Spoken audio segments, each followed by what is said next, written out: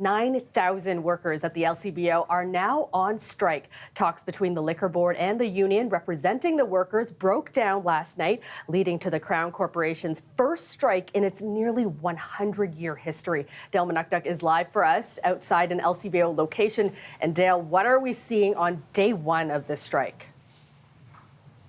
Well, Kelda, we're seeing a lot of solidarity across the province. We've been to several LCBO locations in the GTA today, including this one here in Brampton. As you can see behind me, it is rain or shine for these striking workers. They just put on their rain gear. They're going to go out onto Steeles Avenue and begin trying to get that support from people driving by. Now, Kelda, not everybody knows about this strike. There's every couple of minutes somebody comes to the LCBO. They try to get in. These striking workers have to explain to them that it's closed, what this strike is all about, and more often than not, they're getting a lot of support. But that doesn't mean that people don't want to buy booze, particularly hard liquor. So the race to get that, wherever it's still available, is very real, as we found out earlier.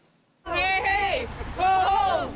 Stop before it's to go! All around the province, LCBO workers are raising signs and their voices. We're very serious about this. This is something that must stop. The Ford government is completely in control of this right now, and our management are not paying attention to us, the needs of the workers.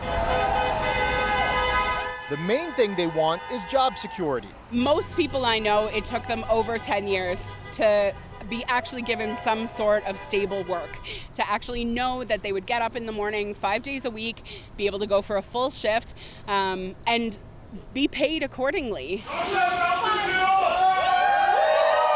At this Brampton location, instead of selling booze, they're spending the day educating the public. The amount of pay that we're going to get today, just striking on a day-to-day basis compared to what we can get on a regular basis, it's quite low, and it's definitely not enough. So we definitely don't want to be doing this, but I think it's time now to make a point. People can still buy alcohol at wine racks, grocery stores, and independent distillers. The beer store is still chugging along, and LCBO convenience outlets that serve rural communities are open.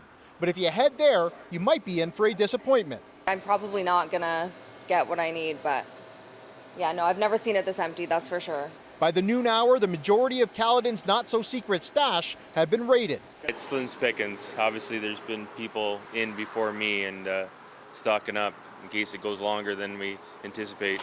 The gas station convenience store was caught off guard by the boom in business. We stocked in the morning. It was totally full. But right now it's half empty and I have to restock it again. As for restaurants, they have reason to cheers after getting word late Thursday night about a wholesale buying option. There will be 5 retail locations in key areas of the province. The most populous areas: Toronto, Mississauga, Woodbridge, London, and Ottawa. And they are to dedicate their services to licensee shopping. The president of the Ontario Restaurant, Hotel and Motel Association says that option will be available starting Wednesday, and that licensees can email ahead of time to shop between 12 and 4 p.m. The online is still the core channel that the LCBO and our industry most likely will be using because it will be more efficient. Now, Kelda, that online option is going to be very important, but I'm told that independent or smaller-owned restaurants will have a challenge doing that because they are required to buy by the case. And so that's obviously a bigger investment than many of them would like to make. So they're going to be looking forward to that July 19th date. That's when the LCBO will open up 32 locations across the province for in-store retail shopping. We'll send it back to you. Thanks so much, Dale. Our Dale Manucdoc live from Brampton tonight.